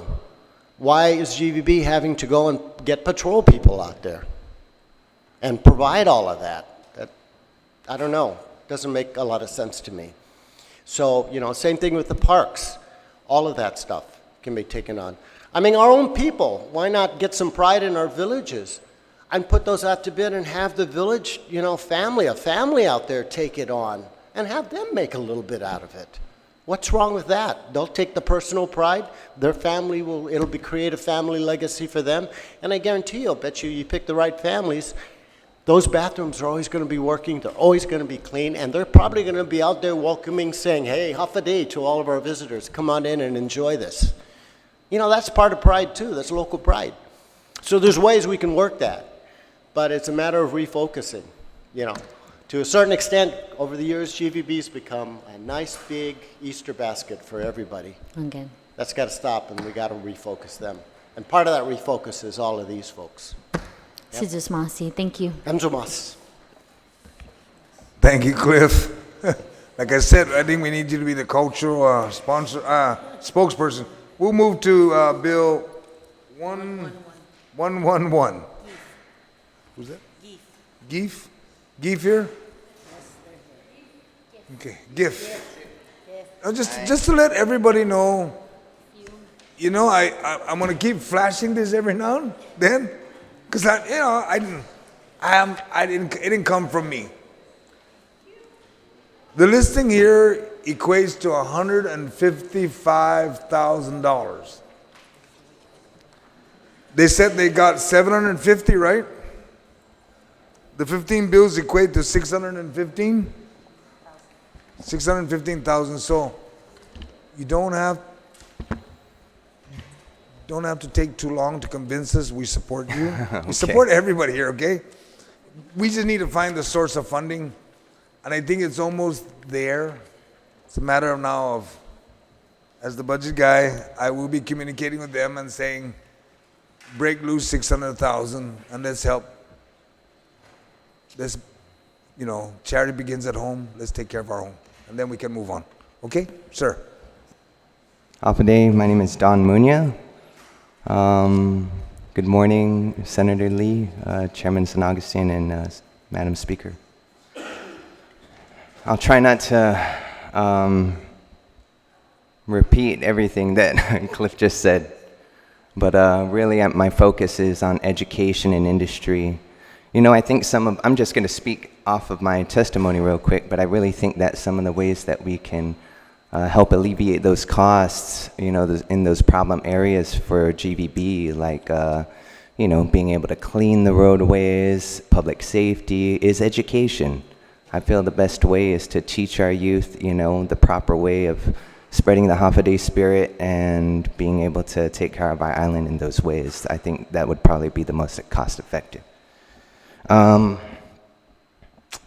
When the Guam International Film Festival was developed in 2011, its main focus was promoting cross-cultural understanding within our island's communities. It was primarily a community festival that showcased movies from different countries, allowing our locals to experience the world through film. Since then, GIF has been recognized by filmmakers, producers, and executives from more than 50 countries worldwide. The film festival has proven to be a promotional success within our region and across the world. The mission of GIF is to provide free film education, promote cultural understanding throughout our communities, and assist in the establishment of local industry of motion picture. In just 8 years of being established, GIF has succeeded in all areas of its mission. The organization continues to educate our future film industry workforce and also continues to showcase films from all over the world and is currently developing the industry of motion picture in Guam. GIF is an entity that has established itself as a world-class film exhibitor, serving as the gateway to the U.S. market of film in Asia. So with your support, GIF will have the resources to focus its efforts in expanding itself into a film festival with the capacity to attract now film buyers and sellers in the Asia-Pacific region, promoting more activities in vacation and industry travel. Thank you so much. Thank you. Would you like to echo? Go ahead, sir. You're next. Absolutely. Buenas Dan Hafa Day, members of the 35th Legislature of Guam. For the record, my name is Kel Munya. I am the founder and program director of the Guam International Film Festival, a nonprofit organization whose mission is to provide free film education, promote cultural understanding throughout local Guam communities, and assist in establishing our local industry of motion picture. Within our 8 years of operation, the efforts of the Guam International Film Festival have built and positioned Guam as a credible and respected film authority within the global film festival circuit. As the first and the only U.S. film festival in the Western Pacific, we have recognized and seized the opportunity to create a strong bridge for both neighboring and distant countries through a new outlet for visitorship and travel activity to Guam. The results continue to be positive.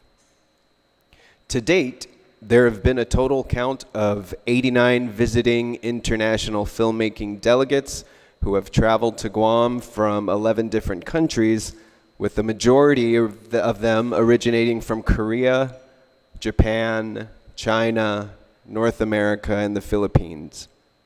We've also welcomed visitors from markets such as India, as well as our Pacific Island brothers and sisters. That's an average of 10 international film representatives per year who pay their own travel and accommodations to attend GIF while enjoying the sights and hospitality that Guam has to offer. Now, for such a small organization such as GIF, working with limited resources and funding, it proves to be a valuable return for Guam's public relations in the global press. Some traveling film delegates have made return visits, which resulted in production jobs for some of Guam's active film workers. In addition, I continue to receive an average of 2 to 3 requests annually from established off-island production companies with an intent to bring incoming production activity to Guam. Although the awareness of Guam via the outreach and correspondence from GIF has been successful, it has reached its peak. We're at a critical point of growth, and without adequate funding to continue, all efforts of momentum on our behalf will be lost.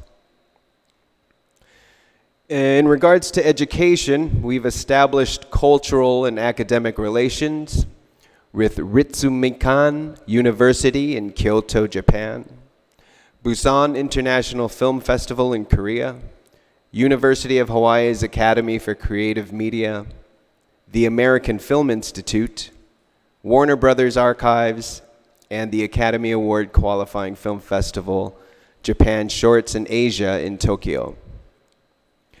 The efforts behind this awareness have only been made possible with the necessary appropriation of funds from Guam's Tourist Attraction Fund.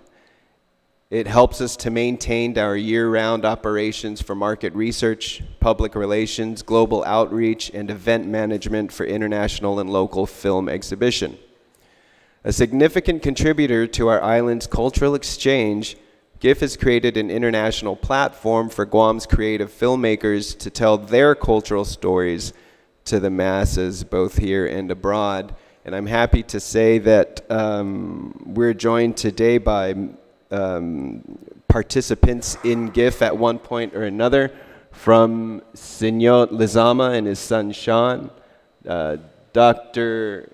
Kenneth Cooper, of course Cara Flores Mays from Duk Duk Goose, and Sina Sandra Okada of TASA have all been at one point a participant in the festival. Now GIF has featured and fostered many unprecedented programs in terms of education and the providing of opportunities for our local communities. We've partnered with the University of Guam in 2015 to create the UOG Film Festival, which has now become a completely student-run festival in its 4th year. In 2017, GIF partnered with Pixar Animation Studios to conduct a talent outreach session for Guam's creative community, which was the first time they've considered Guam as a resource. In 2018, we've partnered with community organizations to create the first island-wide youth film competition, giving the youth of Guam incentive for creatively expressing their outlook on the state of our island. In 2019, we've partnered with the Hawaii organization Pacific Islanders in Communications to conduct their first Guam Filmmakers Lab, which provided funding opportunities for Guam's growing number of aspiring filmmakers. Also in 2019, we activated the first GIF Student Film Club with an emphasis on educating Guam's youth about the importance of media literacy in today's media-driven world. Other local organizations we've partnered with in the community efforts have included the Department of Youth Affairs, Guam Community College, Sanctuary Inc., Guam Council on the Arts and Humanities Agency, and more. Most recently, over the past month, the local production crew members who participated in the latest off-island film endeavor, the Netflix film Operation Christmas Drop, was primarily made up of young, skilled workers who took part in educational workshops at the Guam International Film Festival and my classroom at the University of Guam. GIF is a year-round operation whose reduced staff now operates sparingly due to a decrease in funding.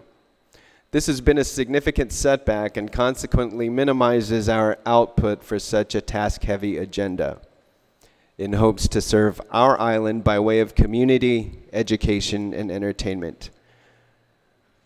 The benefits of marrying film festivals with tourism have been evident and is a proven model throughout all world-class first-tier resort destinations, from Busan to Tokyo to Manila to Sydney, Honolulu to Taiwan, all of whom have had delegates visit Guam via the Guam International Film Festival and have stated the importance of increased government support. The appropriation of the sum of $40,000 from the Tourist Attraction Fund to the Guam International Film Festival will ensure the basic continuation of utilizing film for our island's advancement of tourism, culture, education, art, and commerce by implementing this proven industry model. In closing, I reiterate my support for Bill 111-35. I appreciate your time and consideration, and thank you for the opportunity to testify. Sizus Masi. Thank you. And we're in support of it also.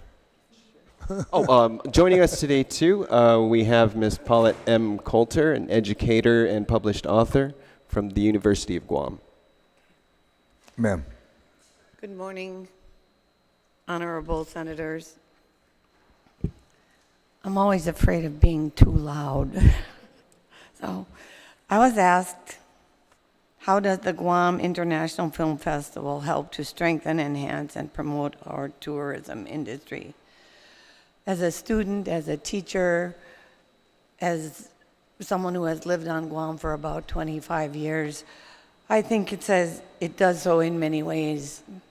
First of all, GIF's own objectives are to promote the growth of cultural understanding through the art of filmmaking in our communities and in helping develop the local motion picture industry, thus developing local interests, increasing skills, and especially providing another channel of communication to the rest of the world. In doing so, GIF has sparked youth education in filmmaking, has fostered development of courses at the university level, two of which I have taken, including development of the Student Film Festival at UOG. And it attracts tourists, both virtual and physically real, to participate in Guam's culture of hospitality. These are tourists who come from many nations, not only for vacation, but to see and participate in our cultural activity through film, and who carry our Guam voice to their homes and all the other film festivals they attend or participate in, thus forming a force of ambassadors that truly enhances and promotes our tourism industry throughout the world. Thank you for allowing me to speak. Thank you very much. For the record, can you just state your name for the record? Oh, I'm sorry. Cal did that. My name is Paulette Coulter. And you're from the university, right? I've worked at the university since 2011, I think. Thank you. And I've lived on Guam for about 25 years. Thank you so very much. Dr. Strong? Half a day. Good morning, senators and honored guests. I am here as a film junkie. I'm Dr. Diane Strong, retired professor from the University of Guam. When I know I travel a lot because I'm retired, the first thing I look for is where is there a documentary film, an artsy film that will never make it to Guam, maybe not even a Netflix. So when the Guam International Film Festival was founded, I was sitting there for all day, every day, because why not? It's so enriching. But you know the importance of talking story. what better way than by film, because we're in the digital age. Everybody can pick up this great little piece of machinery, smartphone, which takes the place of brochures and literature. I sit at Mosa's or Jeff's Pirates Cove and I see the Korean tourists. They found those restaurants using this phone. They also use this phone to find the Guam Museum. And it was such a treasure to watch Guam International Film Festival movies at the Guam Museum. Bravo. Secondly is the economic value. Kel mentioned that. It is wonderful. We do see tourists that come in and, oh, look, there's this cool movie going on. But the whole growth of the digital age with movies, I've seen them, I've attended the university movies also. The students are so gifted. But it is GIF for the 9 years of the festival. And when they made their first movie, Shiro's Head, this was just such a gift to our island of Guam. So I salute them, and I strongly support the bill. Sijus Masi. Sijus Masi. Dr. Strong, Senator Lee, any questions for this panel? Sijus Masi, Madam Speaker, and thank you very much for being here and for telling many of those who are listening on TV or in the audience today a little bit about GIF. I've been a supporter of GIF for many, many years. I'm at every single film festival, and I'm really excited to be able to bring my kids because, Dr. Strong, I agree with you. I think that it's an opportunity for learning and to see different stories being told and to kind of step outside of yourself and try to see the way others live and to learn a little bit more about what others are experiencing and how that relates to us here in Guam. So I agree, it's a strong educational tool, as you had both mentioned. I do have a question, if Don or Kel are able to answer. In terms of this cultural and heritage grant process through the Guam Visitors Bureau, has GIF ever applied through that process?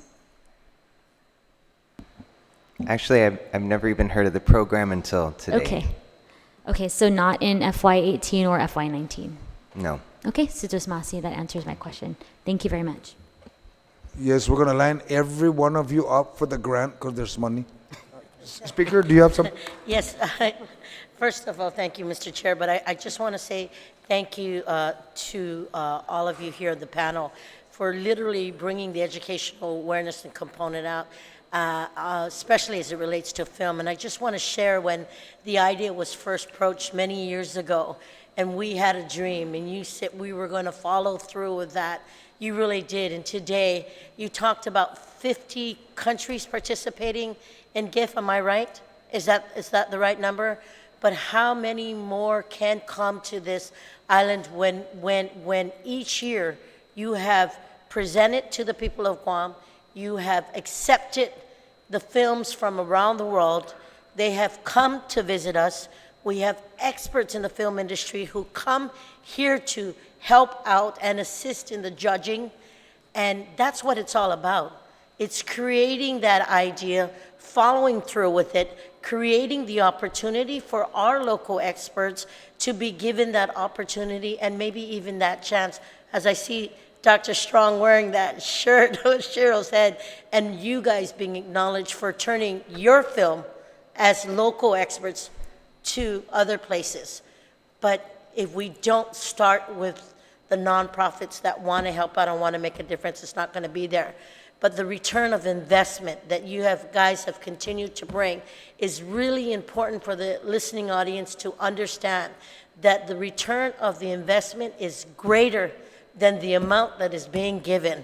So if the nonprofits can continue to get that little, but to extend it and work the multiplier effect, then that is our responsibility. So I just want to share that for the record and understand that now we have 50 countries that have submitted to us. Whether they were accepted or not, they now know that there is a place called Guam, a beautiful island paradise, and they can submit their work to us. So I just want to say thank you for that. Thank you. We will now proceed. It's 10:40 right now. We'll proceed now to Bill 112. Thank you. Duk Duk. Maulina taigit gitar si semita look duk duk duk duk. But anyway.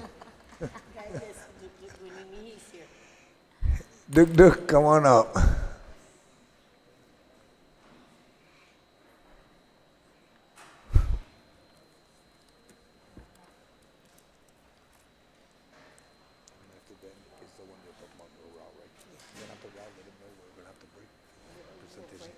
After round 15, yeah, because all of this Good morning, Senators. Thank you for taking time to listen to us. I know that I've been in all of your offices. So in some ways, I feel that this is repetitive, but for the sake of the listening audience, there are just a few things I'd like to cover. My name's Kara Flores Mays, and I'm the director of Duk Duk Goose Inc. Beside me is Christine Lujan, who is one of our board members. And this is Siobhan McManus, who has been volunteering with us for the last couple of months. Behind me are some folks who either work with us, or they volunteer for us, or they've done work with us in the past. And we've really relied on many of the organizations in this room to provide us, for instance, in Harao's case, with children that can speak fluently.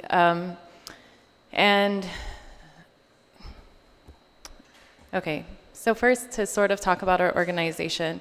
Most of our activities are centered around production of culture-based media. We are present on all 3 local networks on 5 different channels, screening probably at least 10 times per week. This is something that we're going to be doing through next year and then possibly in reruns. Currently, we host 50 adults, well, there are several kids in the class, for affordable Chamorro language adult classes taught by Ken Cooper, who I believe is in the room, Jeremy Cepeda, and Saina Manetgut or Ewi Taitano. Just in the past, just within this year, we've produced over 15 pieces of our new series, Kids Talk. Each of these episodes represents the value of about $10,000, which is what it would require for us to produce that. We've not had that money. We've relied on volunteer work in order to produce what we've done. Within that series and several special segments that you have not seen yet because they've not been released, we've engaged over 75 children within the community across, and those kids represent different parts of our community. They represent different island nations. They represent different cultural and economic backgrounds. And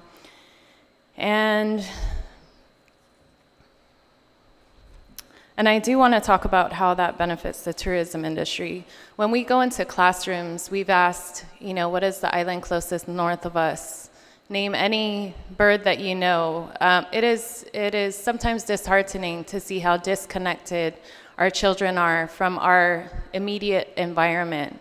And these are the kids that will be going into the industry. They're going to be giving the tours. They're going to be staffing the hotels and hopefully owning them. But they need really basic cultural knowledge in order to do well in the tourism industry. And our show serves as an avenue for that. In addition to that, the film industry that folks are hoping to see grow in Guam requires a certain amount of practice. Any craft that you take up, you need to have practice in, and that ranges from the crew to local talent. Netflix did approach us, actually a local representative that was working with that film approached us and asked us if we could recommend talent for that film. We did say no because the film was one that, we consulted with the parents first, and they made the decision not to because that film portrayed our children in a way that did not dignify them. and did not respect the history of the Marshall Islands.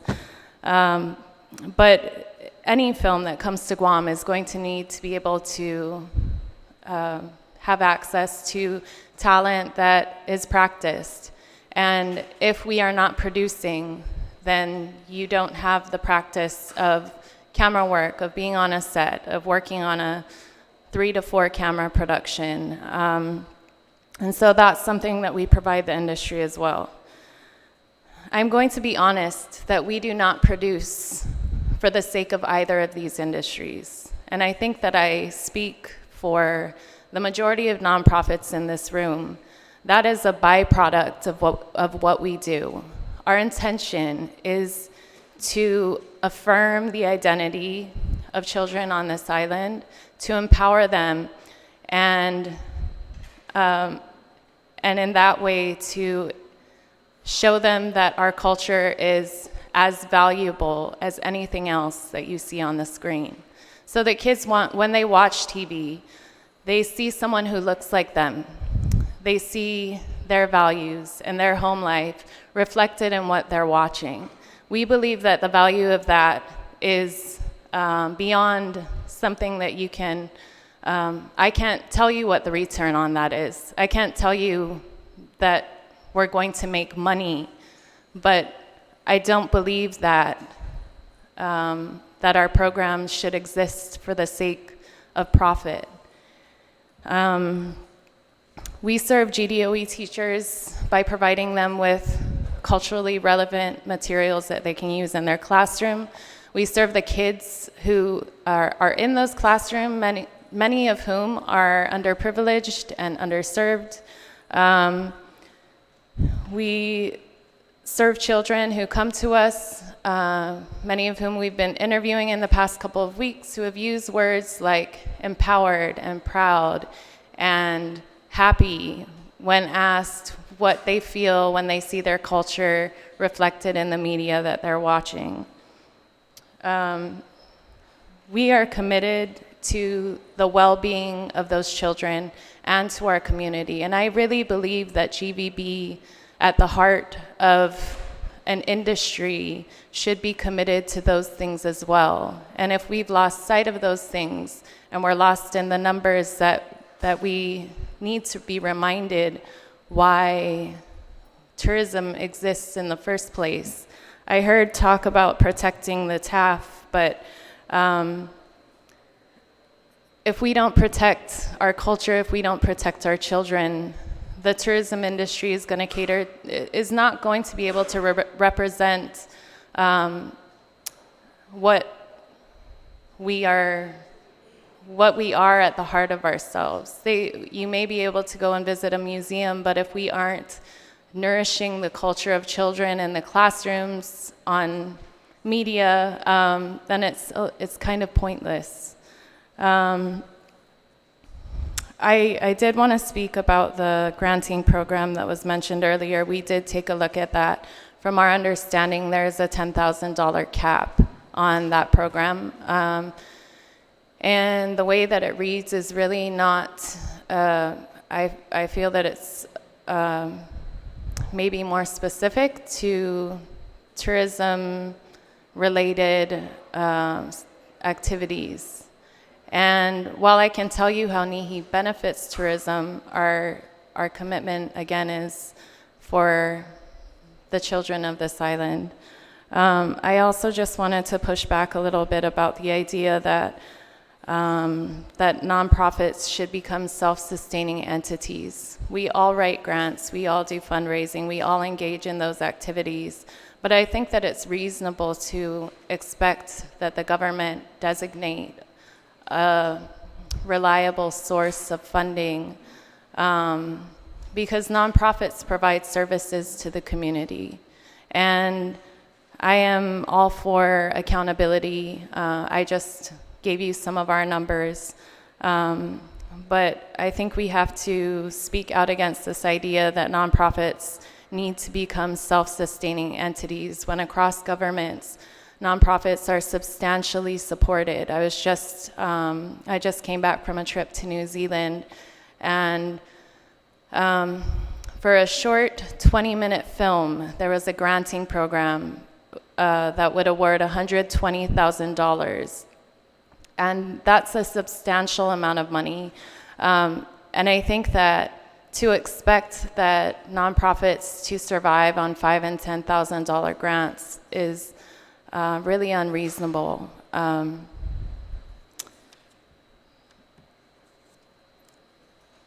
I think I've covered quite a bit.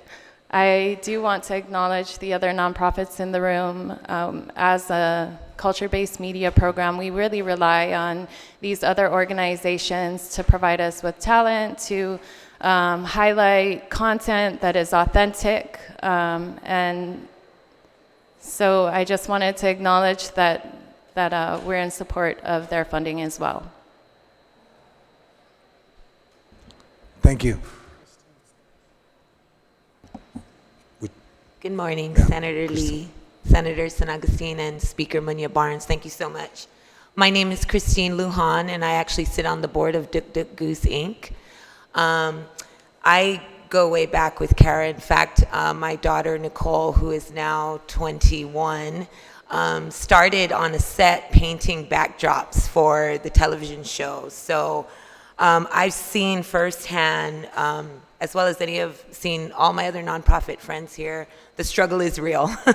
So Kara provided some background on NIHI and the organization, so I'm just gonna jump right into where my testimony begins. In a world where audience choice continues to expand, NIHI continues to make a vital difference to Guam's cultural and media landscape.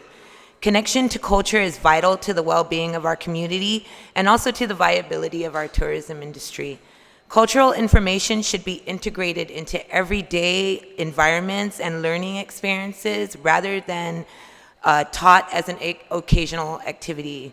One of the organization's biggest milestones, and Karen mentioned this, has been partnering with GDOE to align new content to elementary learning standards and to optimize for classroom use.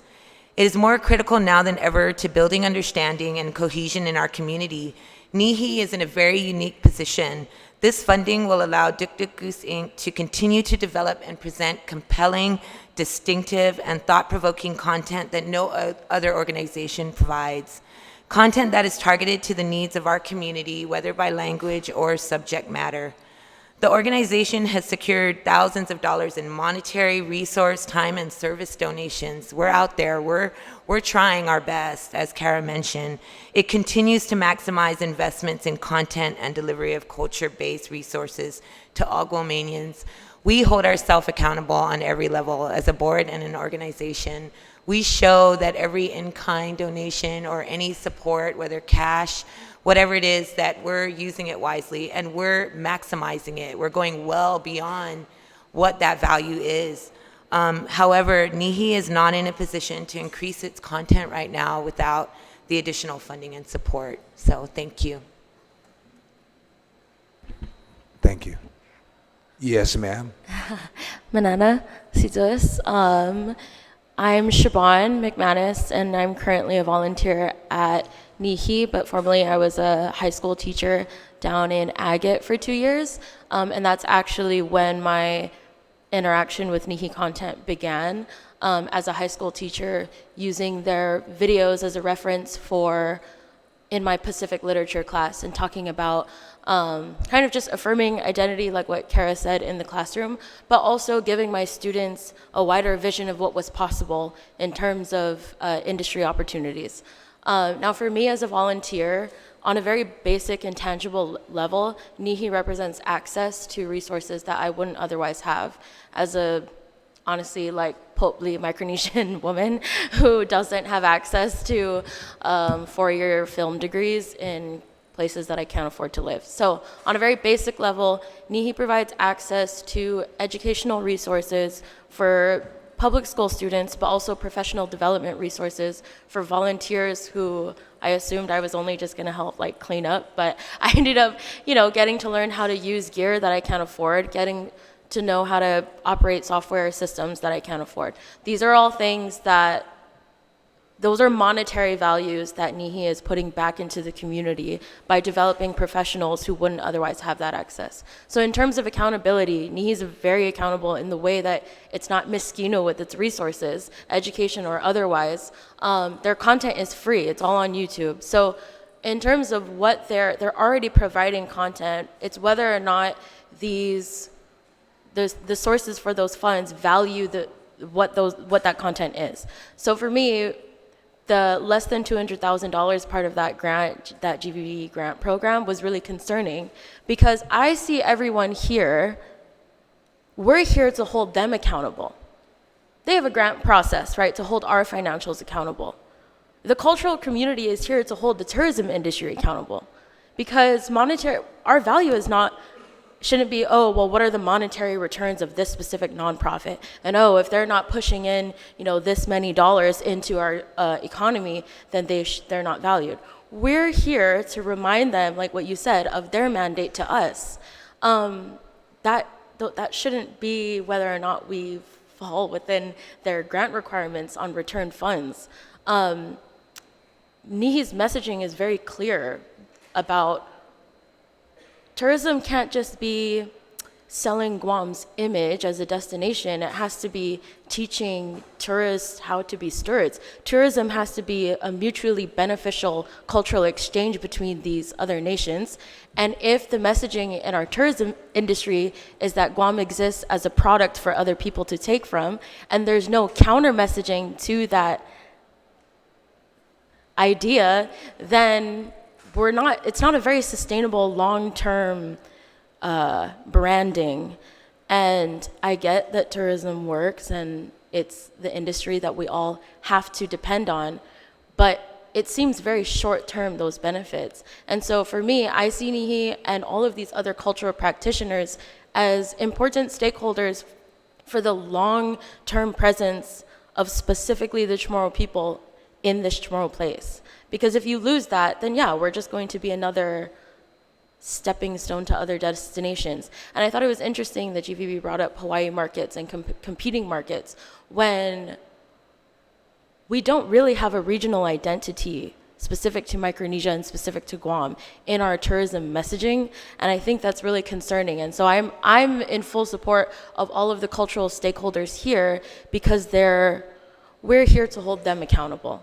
They have processes in place to keep us accountable, but we are here to keep them accountable. And I specifically support NIHI because they're giving access to resources that I wouldn't otherwise have, that my public school students wouldn't otherwise have, that in my classroom, it was the first time many of my students ever saw someone who looked like them on the screen.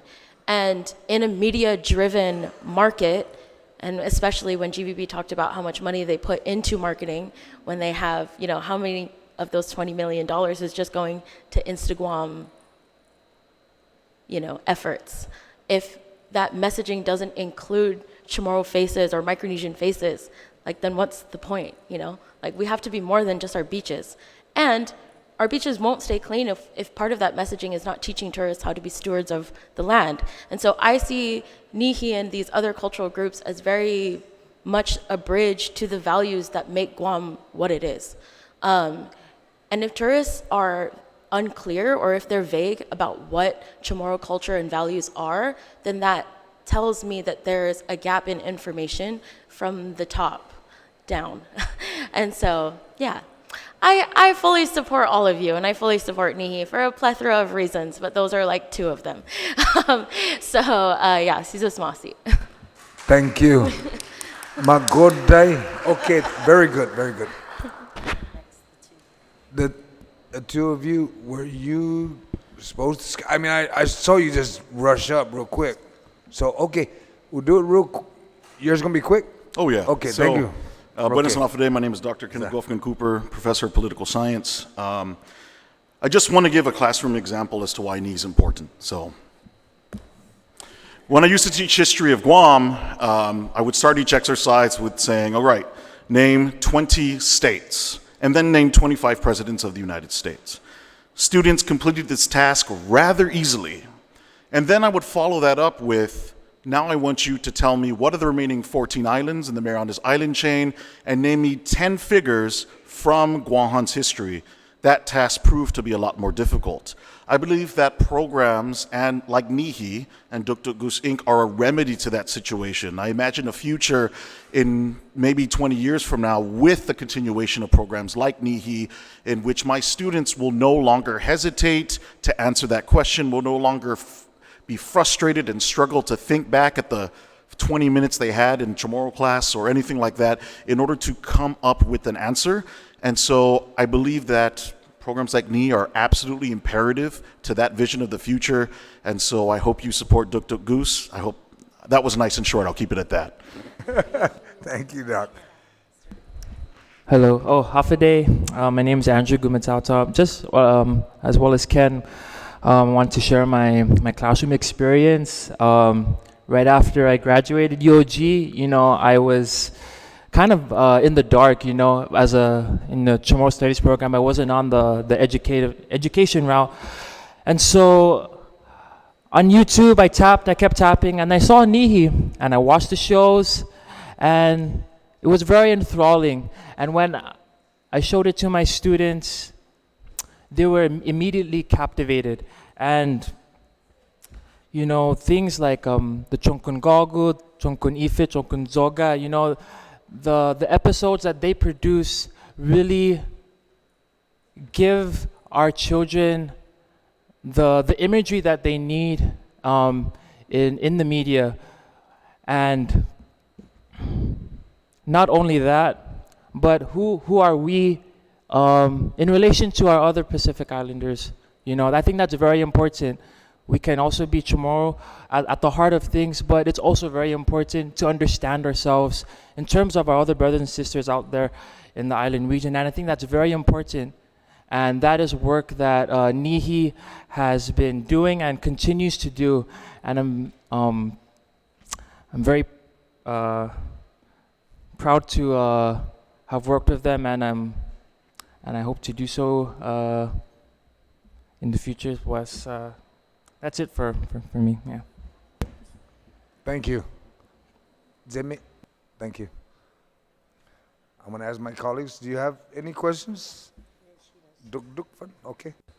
Sujasmasi, Mr. Chair, and thank you all for sharing your perspective. I do want to say that when I was growing up, Sesame Street was it. We were watch Sesame Street on TV and when we were allowed on the weekends after all of our chores were done. And it was, there were many times where I questioned, man, I wonder if there's any like little brown girls or little girls from the Pacific Islands that will be featured, even Filipino girls, anybody that kind of looked like me.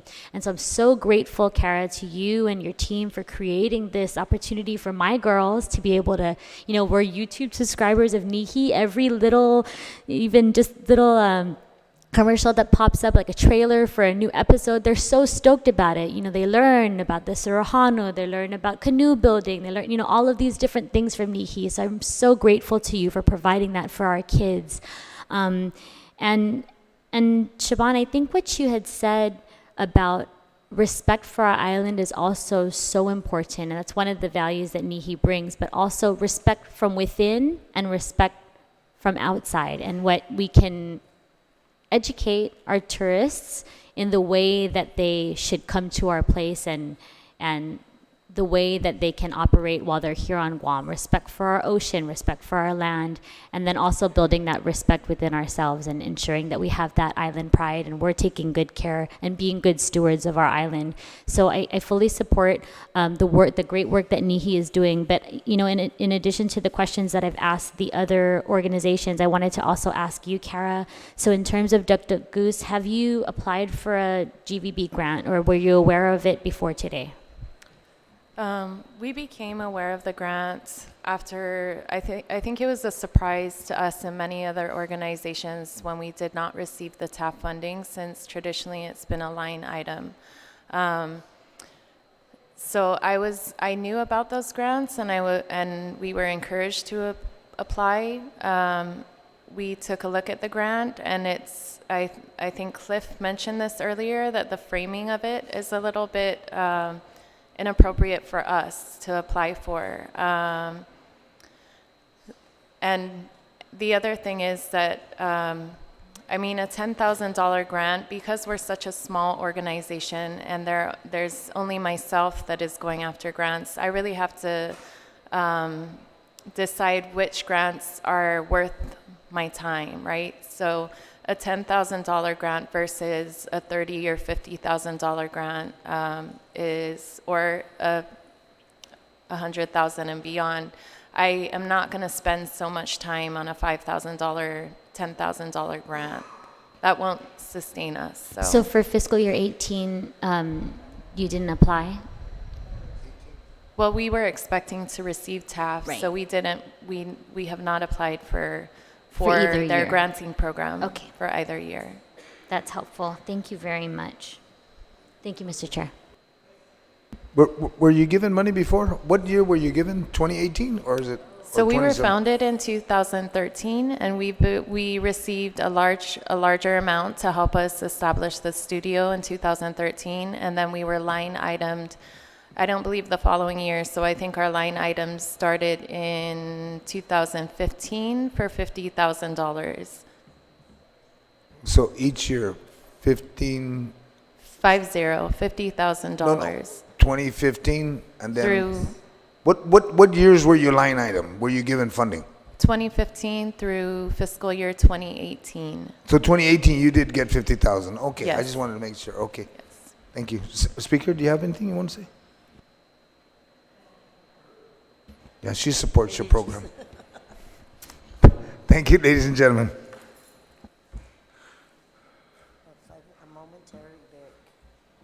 Ladies and gentlemen, we'll take a momentary break. We have Horal, you're next. Anne Marie, relax. We spoke on the budget. But we're going to take a break. The reason why is because we're going to do a presentation to some troops, some soldiers from the National Guard and the Air National Guard, Army and Air National Guard. So it's about 15 minutes and then we'll be right back to continue this. Okay, so if you want, you can step out and relax, and then in 15 minutes we'll start again. And we will start with Horal, which is the Bill 113, okay? In about 15 minutes. Okay, Anne-Marie?